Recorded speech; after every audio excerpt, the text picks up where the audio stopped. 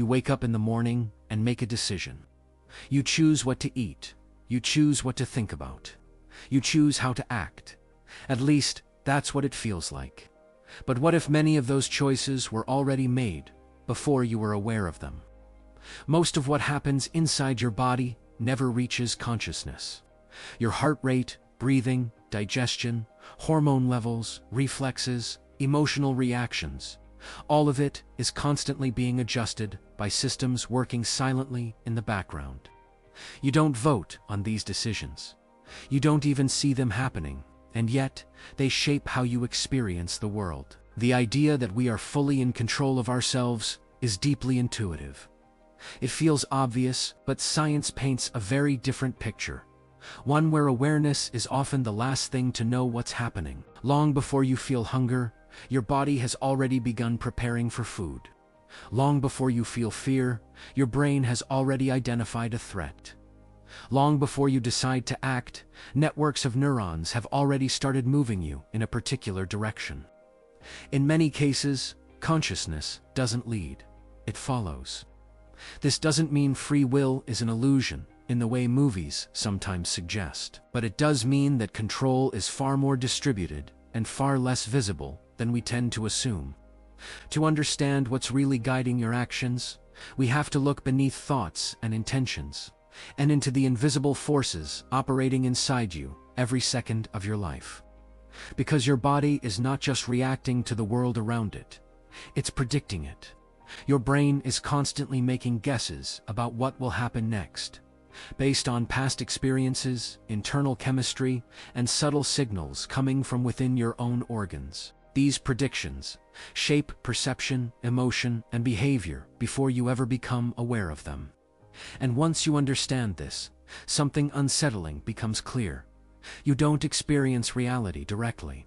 You experience a version of reality filtered through biological systems designed for survival, not truth.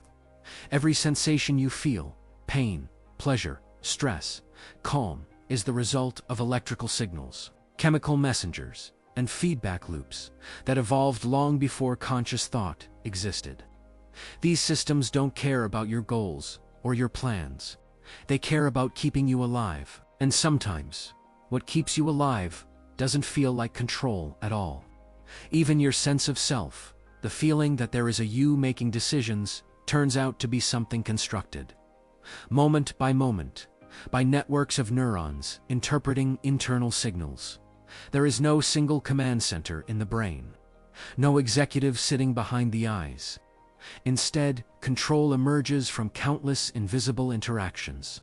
This raises a question that science has been grappling with for decades. If so much of what you do is guided by forces you never see, what exactly is in control? To answer that, we need to explore the hidden systems that regulate your body long before thought begins. Systems that influence mood, motivation, memory, and behavior without asking for permission. And the first place to look is not your thoughts, but your chemistry. Before a single thought reaches your awareness, chemistry is already at work. Every emotion you feel, every impulse you experience, every decision you believe you're making begins as a chemical event. Tiny molecules released between neurons determine whether a signal is amplified, dampened, or ignored entirely. These molecules don't ask what you want to do, they shape what you can do. Neurotransmitters like dopamine, serotonin, norepinephrine, and GABA quietly regulate motivation, mood, focus, fear, and pleasure. Their balance shifts constantly, minute by minute, in response to sleep, stress, nutrition, memory, and environment. And when that balance shifts, behavior follows. Dopamine is often described as the reward chemical, but that's only part of the story. Dopamine doesn't just make things feel good. It drives anticipation. It biases your brain toward certain actions before you consciously choose them. When dopamine levels rise, the brain tags specific behaviors as worth pursuing. When they fall, motivation collapses, sometimes without any obvious reason. This is why two people can face the same situation and react completely differently, Their chemistry is not the same. Their invisible, internal state is already pushing them toward or away from action before awareness kicks in. Serotonin plays a different role. It helps regulate mood stability, social behavior, and emotional resilience. When serotonin signaling is disrupted, the world doesn't change, but your interpretation of it does. Neutral events feel threatening. Minor setbacks feel overwhelming. Confidence erodes without a clear cause. From the inside, it feels like a shift in mindset. From the outside, it's chemistry, altering perception. And then there's cortisol, the stress hormone. Cortisol prepares the body for danger by redirecting energy, sharpening certain reflexes, and suppressing others. In short bursts, it's protective. But when cortisol remains elevated, it reshapes behavior in subtle ways, narrowing attention, increasing impulsivity, and biasing decisions toward short-term survival rather than long-term planning. You don't consciously choose to feel stressed before an exam, a confrontation, or a deadline. Your body predicts threat and responds automatically. By the time you notice the feeling, the chemical cascade is already underway. This raises an uncomfortable realization. Many of the choices you believe are rational are actually post hoc explanations, stories. Consciousness tells itself after chemistry has already tilted the scales. Neuroscience experiments have repeatedly shown that neural activity predicting a decision appears before participants report, being aware of choosing. In other words, the brain commits before the mind narrates. That doesn't mean your thoughts are meaningless, but it does mean they are often shaped by forces acting faster and deeper than conscious reasoning. Even something as personal as willpower is influenced by chemistry. Glucose availability, sleep deprivation, and stress hormones can all weaken impulse control. When self-control fails, it's rarely a moral issue. It's a physiological one. Your body is constantly negotiating between competing signals: conserve energy or spend it, explore or avoid, engage or withdraw. Conscious thought enters this negotiation late, and often justifies the outcome rather than directing it. This doesn't make you a puppet, but it does mean the strings are biochemical, and chemistry is only one layer, because beneath neurotransmitters lies an even deeper system, one that evolved to manage survival long before complex thought existed. A system that links your organs, hormones, and brain into a single feedback network. To understand that system, we need to look at how your body communicates with itself, and how signals from your gut, heart, and immune system quietly shape how you think and feel. That's where the next invisible force comes in. For a long time, science treated the brain as the control center, the place where decisions are made and behavior originates. The rest of the body was seen as secondary. Muscles executed commands. Organs maintained systems.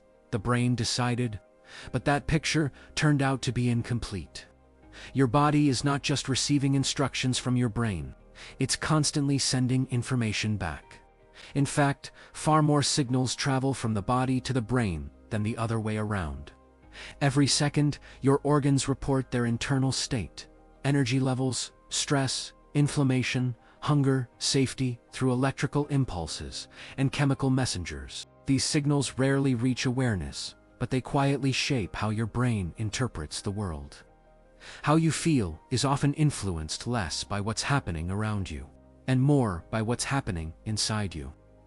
That realization alone changes how we think about control. If you're enjoying this deep dive into the hidden side of the universe, consider subscribing. We explore science mysteries every week, and if this sparked your curiosity, leave a comment. Are you really in control? Now, let's keep going. One of the most important communication pathways in your body is the vagus nerve. It connects the brain to major organs, including the heart, lungs, and digestive system. Through this nerve, your body continuously updates the brain on its internal condition.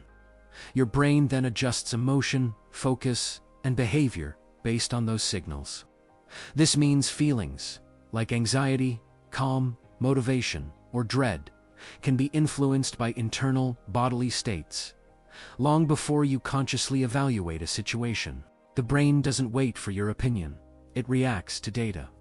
The gut plays an especially powerful role in this process. Inside your digestive system live trillions of microorganisms known as the gut microbiome.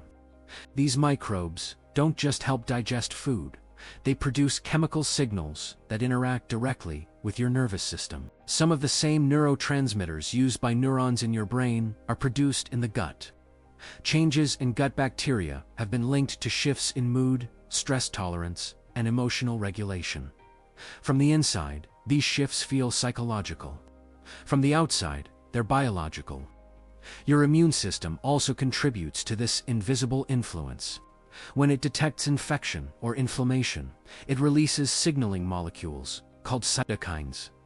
These molecules alter brain activity, reducing motivation, increasing fatigue, and narrowing attention. You don't choose to feel withdrawn when you're sick. Your body biases behavior toward recovery. Even your heart participates in shaping thought. Variations in heart rhythm influence emotional regulation and attention. The brain monitors these patterns constantly and uses them to help predict what you should feel and how you should respond. Taken together, this means your sense of self is shaped by a constant stream of bodily feedback, most of which never enters awareness. You feel like a single decision maker. In reality, you're a negotiation. Multiple systems with different priorities are influencing behavior at the same time. Some focus on long-term planning. Others care only about immediate survival. Conscious thought is just one voice in that conversation, and often not the loudest. This helps explain why logic alone rarely changes behavior. You can know exactly what you should do and still feel pulled in another direction. That pull isn't weakness, it's biology. And this leads to an even deeper question. If control doesn't live entirely in conscious thought, and not entirely in the brain alone, then where does it actually come from? To answer that, we need to look at how the brain predicts the world, and how many decisions are made before you ever feel like you made them. That's the next invisible force. One of the most unsettling discoveries in modern neuroscience is this. Your brain often commits to an action before you're aware of deciding. From the inside, it feels like a thought appears. You consider it, and then you act. But when scientists began measuring brain activity with high temporal precision, they noticed something strange. Neural patterns predicting a choice appeared hundreds of milliseconds before participants reported any conscious intention. By the time you feel like you've made a decision, your brain has already started moving in that direction. This doesn't mean consciousness is useless, but it does mean that awareness may function more like a narrator than a commander, explaining actions after the fact rather than initiating them. At the center of this process is prediction. Your brain is not a passive receiver of information. It is a prediction machine. Constantly, it generates expectations about what will happen next, what you'll see, feel, or need, and then updates those predictions based on incoming signals. This predictive system evolved to save energy and time. Reacting to the world is slow. Predicting it is efficient. Every habit you have is a prediction made efficient. When you reach for your phone without thinking, when you follow a familiar route without conscious effort, when you react emotionally before reasoning kicks in, that's prediction at work. The brain recognizes patterns and executes responses automatically. From the brain's perspective, this is success. From your perspective, it can feel like a loss of control. Habits are not stored in a single place. They emerge from repeated reinforcement across neural networks that link context, emotion, and reward. Once a behavior is predicted to work, the brain prioritizes it, even when circumstances change. That's why changing habits feels so difficult. You're not fighting a thought, you're fighting a prediction system, optimized by past experience. This also explains why willpower alone often fails. Conscious intention is slow and metabolically expensive. Prediction is fast and efficient. When the two conflict, prediction usually wins. Even perception itself is shaped by this process. What you see, hear, and feel is not a direct readout of reality. It's the brain's best guess, informed by sensory input, but constrained by expectation. When predictions are strong, they can override incoming data entirely. This is why optical illusions work. It's why stress can make neutral events feel threatening. It's why expectation can change how pain feels. You're not just reacting to the world, you're experiencing a version of it, constructed by invisible internal models. And those models don't just shape perception, they shape identity. Your sense of being you, consistent, intentional, in control, emerges from predicted continuity. The brain stitches together memories, bodily signals, and goals into a coherent story. That story feels like agency, but it's assembled after the fact. This doesn't mean free will is an illusion in a simplistic sense. You still influence outcomes. Learning, reflection, and awareness matter. But they operate within constraints set by systems that evolved long before conscious reasoning existed. Control, then, is not absolute. It's negotiated. You influence your future predictions through experience and attention, but you don't start from a blank slate. Every choice is shaped by biology, history, and internal state. And here's the most important implication of all. Understanding these invisible forces doesn't reduce you, it empowers you. Because once you see how control actually works, you can work with these systems instead of fighting them blindly. Which brings us to the final question. If your actions are guided by forces beneath awareness, what does it actually mean to be in control? That's where everything comes together. If your brain predicts before you decide, if chemistry shapes emotion before logic arrives, and if invisible systems guide your actions beneath awareness, then what does it really mean to be in control? For most of human history, control was assumed to be simple, you think. You choose, you act, but science paints a more complex picture. Control isn't a switch you flip. It's an emergent property, something that arises when multiple invisible systems align. Your nervous system monitors your internal state. Your brain predicts outcomes based on past experience. Your body signals needs through hormones and chemistry. Your conscious mind steps in last, interpreting what already happened and deciding how to respond next time. This doesn't mean your choices are fake, it means they're layered. Think of control less like a driver gripping a steering wheel, and more like a sailor adjusting sails. You don't control the wind, you don't control the ocean, but you can influence direction indirectly, gradually, and with awareness. That's where real agency lives. The most powerful form of control isn't forcing decisions in the moment. It's shaping the conditions that guide future behavior. When you change your environment, you change your predictions. When you repeat behaviors, you rewire habits. When you pay attention to internal signals, you influence how they're interpreted. This is why small changes matter more than dramatic ones. Your brain updates slowly. It trusts patterns, not promises. And this is why understanding invisible forces is so important.